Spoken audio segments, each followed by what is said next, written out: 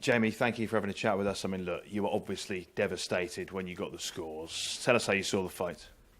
I thought he won it hands down. I thought maybe Josh won 2, maybe 3 rounds, but he dropped the point with a knockdown, and he got a point off right towards the end.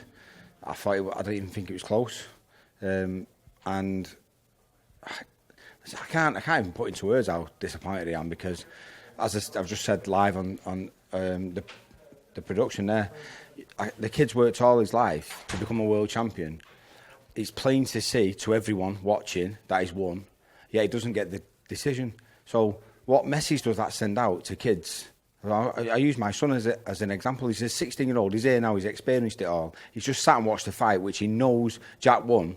So what's a kid supposed to do? Why would his goal, his ambition in life, to be a world champion when he knows that it's probably likely, especially if he fights away from home or he's not got a home crowd, that he's not going to win? It's ridiculous. Honestly, I'm absolutely sick for him. That kid's worked since he was 13, 14 years old to become a world champion against one of the best fighters in the world. He nailed the game plan down to a T, and he sat there broken-eyed.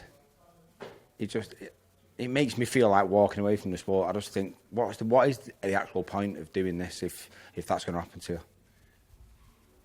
What has to be done to change this, Jamie? Because it's not the first time we've seen judges' decisions that are questionable, but this one particularly, as you say, I've not seen one person ringside who believes that the result was as it should have been.